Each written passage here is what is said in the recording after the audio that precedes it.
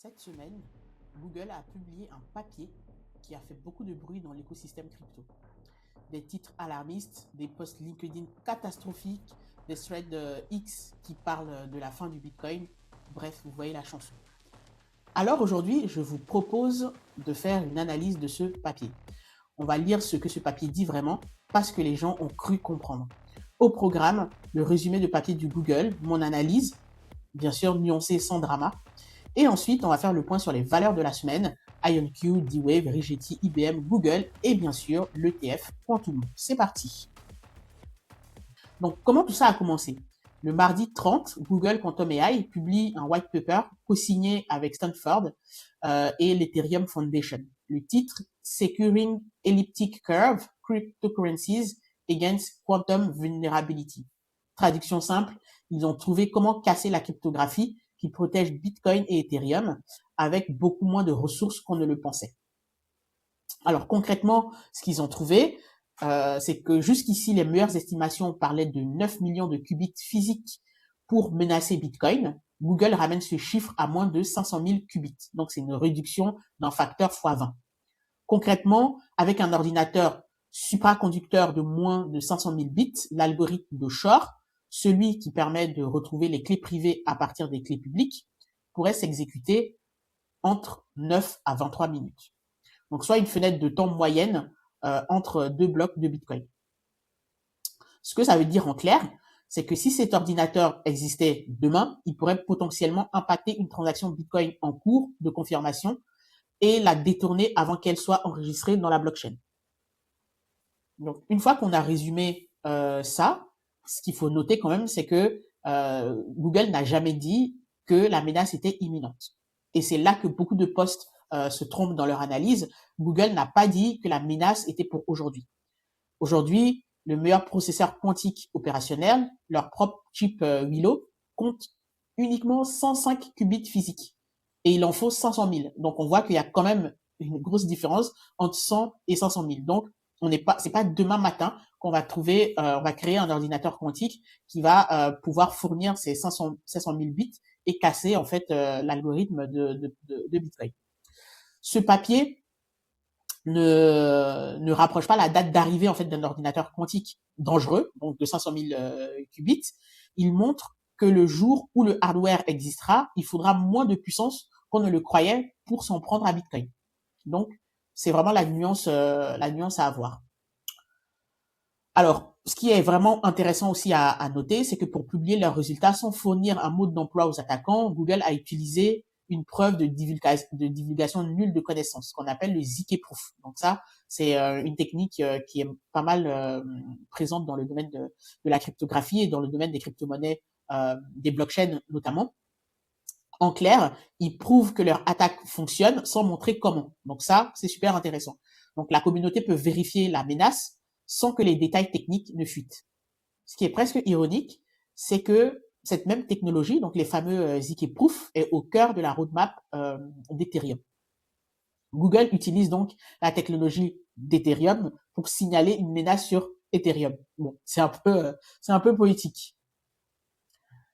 Globalement, voici quelques chiffres à retenir. Donc, 6,9 millions de bitcoins sont dans des wallets où la clé publique est déjà exposée via les scripts P2P, P2P key anciens, donc des vieux scripts, notamment les récompenses bitcoin de l'ère de Satoshi. Donc, ces fonds sont vulnérables à une attaque dite at risk. Ça, c'est déjà connu. Donc, l'attaquant a tout le temps nécessaire pour dériver la clé. Donc, ça, c'est quelque chose qui existait déjà et qui, en tout cas, en théorie, aujourd'hui, est possible, sans parler même du quantique. Sur Ethereum, c'est structurellement plus exposé. Donc, la clé publique devient visible dès la première transaction et donc, il y a 20 millions environ d'Ethereum qui seraient concernés. Moi, mon avis sur le sujet, c'est que le papier, effectivement, il est important. Ça montre qu'il y a de la recherche sur le domaine quantique. Ça montre que c'est un sujet qui bouge.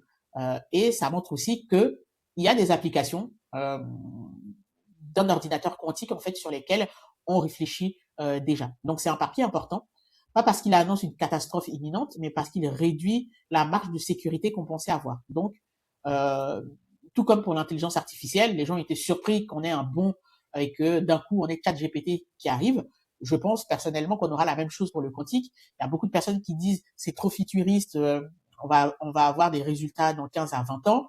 En réalité, je pense que pour moi, dans 4-5 ans, on aura déjà des premiers ordinateurs quantiques fonctionnels. Et ce que montre le papier de Google, c'est que ça va nécessiter peut-être moins de puissance imaginée pour avoir certains types d'applications, dont notamment pouvoir casser le code de Bitcoin, par exemple. Maintenant, on va passer sans transition à l'analyse des marchés.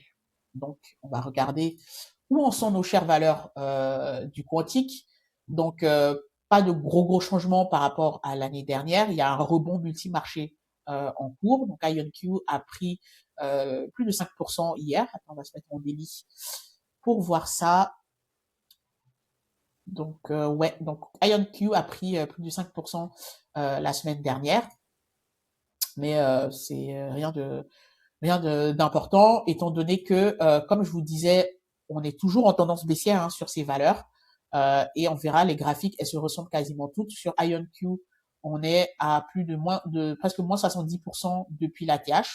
Cette valeur peut encore perdre un peu plus si le conflit en Iran se poursuit, entraînant une inflation qui peut elle-même causer une forte correction, voire un crack sur le marché action global. Et je vous l'indiquais dans ma vidéo de la semaine dernière, ces valeurs-là seront les plus survendues.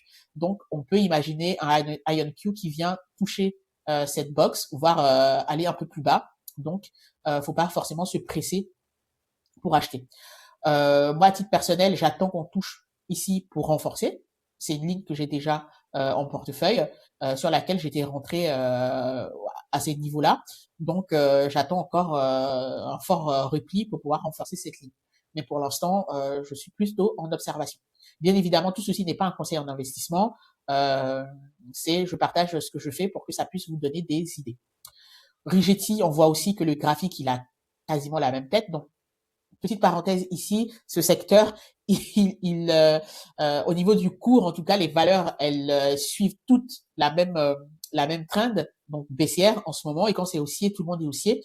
Donc, ce qui fait la différence quand on choisit une valeur dans ce secteur, c'est par rapport à la technique, puisqu'aujourd'hui, comme je vous l'expliquais dans ma vidéo sur les vendeurs de pioches et de pelles, on a plusieurs techniques en concurrence sur la façon de fabriquer en fait du hardware quantique. Donc, il faut vous renseigner sur les techniques utilisées par chacune des entreprises et estimer celle qui vous semble la plus prometteuse. Ou sinon, il faut aller sur l'ETF, qu'on va voir dans les prochaines minutes, ou bien miser sur les gros mastodontes tels que Amazon, Google ou même Nvidia, qui eux, quoi que le marché décide comme technologie, quelle que soit la technologie, on va dire, qui remporte la bataille en fait du hardware quantique, ces entreprises-là vont gagner. Amazon facture déjà très cher la mise à disposition de calculateurs quantiques. Donc, on imagine que peu importe celui qui gagne le hardware, ils vont juste l'intégrer dans leur plateforme cloud. Donc, on peut se positionner sur ces entreprises-là pour jouer la sécurité. Mais globalement, pour en revenir à la question du cours, le cours de toutes les entreprises du quantique, en fait, a quasiment la même tête. Donc Rigetti, comme IonQ, a eu un petit rebond cette semaine. Pareil pour D-Wave. Donc pareil, moi sur D-Wave, j'attends qu'on touche cette zone-là pour renforcer la ligne parce que j'avais une position qui était assez faible en fait sur ce dossier. Ensuite, on passe à l'ETF Quantum. Donc, ce qu'on peut dire de cet ETF, je vais faire un dossier spécial dessus pour qu'on creuse ensemble ce qu'il y a dedans.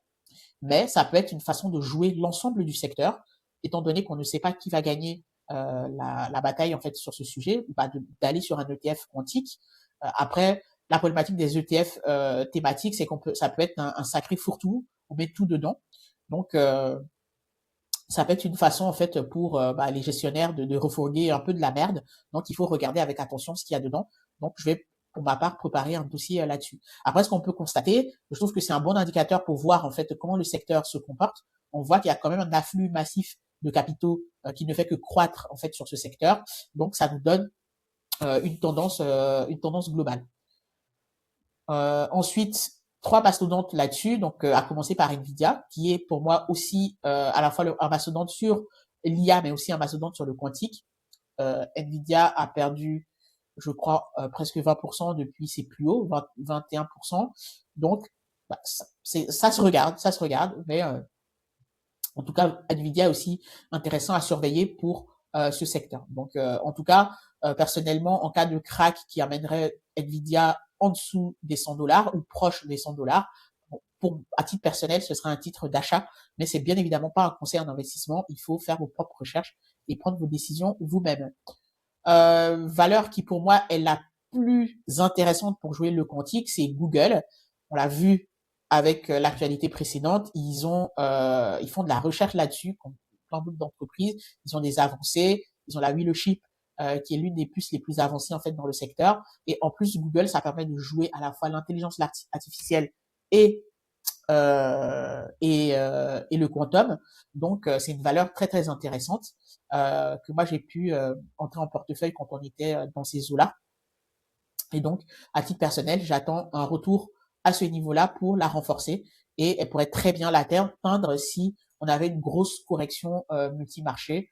Et 2026 semble être une année propice à ce type de correction, donc pas de précipitation, on observe pour voir ce qui se passe. Sinon, pour l'instant, on est à moins 22% sur Google, donc c'est quelque chose qui se regarde avec attention. Dernière valeur avant de conclure ce point d'actualité sur le quantum, eh bien c'est IBM. Je trouve que dans le YouTube Finance, on parle très peu de cette valeur, qui pour moi est l'une des plus intéressantes aux côtés de Google pour jouer le quantique. Pourquoi? Parce que IBM vend déjà des ordinateurs quantiques à des banques, à des institutions, beaucoup de recherches très avancées sur le secteur. Donc IBM est une très belle entreprise pour jouer le quantique. C'est une entreprise qui est solide. Elle permet également de jouer l'intelligence artificielle, et étant donné que IBM n'est pas le nom auquel on pense quand on pense à l'intelligence artificielle, mais pourtant avec Watson X, leur plateforme d'entreprise qui est hybride, qu'on peut installer dans ses propres data centers ou utiliser en fait via le cloud, est très intéressant parce que ça permet aux entreprises d'avoir un moteur d'intelligence artificielle at home, ce qui pour les particuliers, on s'en fout, on utilise ChatGPT, mais pour les données d'une entreprise, ça peut être intéressant d'avoir un moteur d'intelligence artificielle performant dans ses propres data centers. Donc, IBM se positionne sur ce segment. IBM est aussi très avancé sur le quantique, donc pour moi, c'est une valeur qui se regarde. Personnellement, j'en ai en portefeuille. Donc là, IBM a perdu 30% depuis ses plus hauts. Donc, à titre personnel, l'entrée dans cette box serait un signal d'achat. A fortiori si on arrivait en fait dans ces zones-là.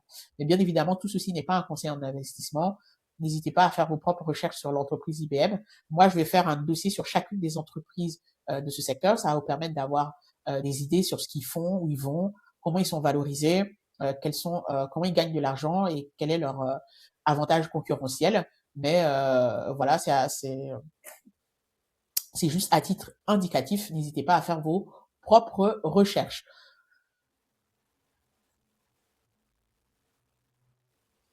Voilà, donc pour terminer cette vidéo, je vais vous annoncer la vidéo de mardi prochain. Donc je vais publier une vidéo sur l'algorithme de Shor, donc pour être dans de l'actualité par rapport à ce qui a été vu précédemment sur l'article de Google. Donc c'est la vidéo qu'il faut avoir vue pour vraiment comprendre ce papier de Google et toutes les news quantiques qui vont suivre.